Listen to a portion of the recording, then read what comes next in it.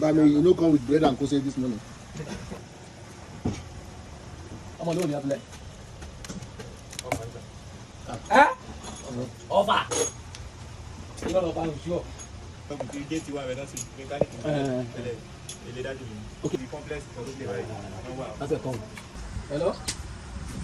Okay, you call me back. Could I get Hello? Say your support. Hello, Mumbai. Unimaka, what you can. Manage.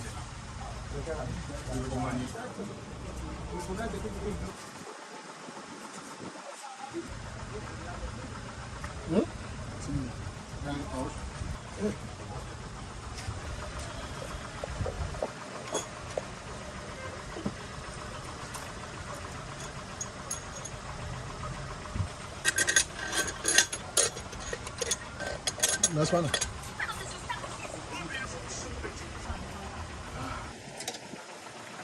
Oh, fully farm. Man, you can't go, it's hard. Nobody will leave for you.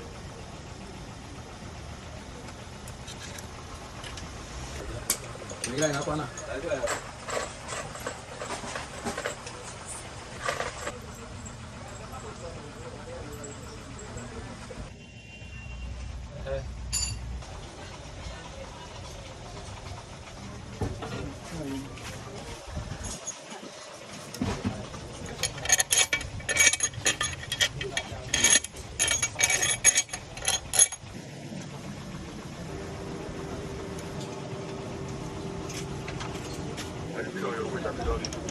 But okay, you want to carry the person who will go fix me? Who could read the helper?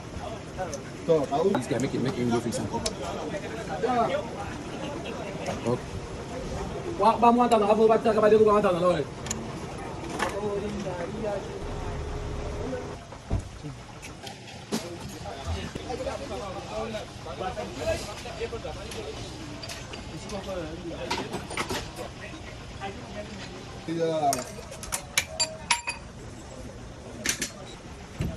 I need the cover. I did that. I need the cover.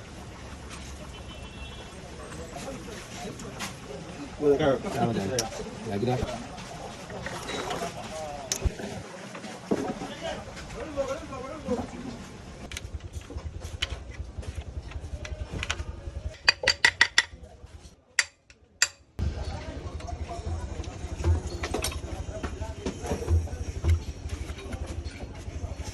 Dua bayar mutar.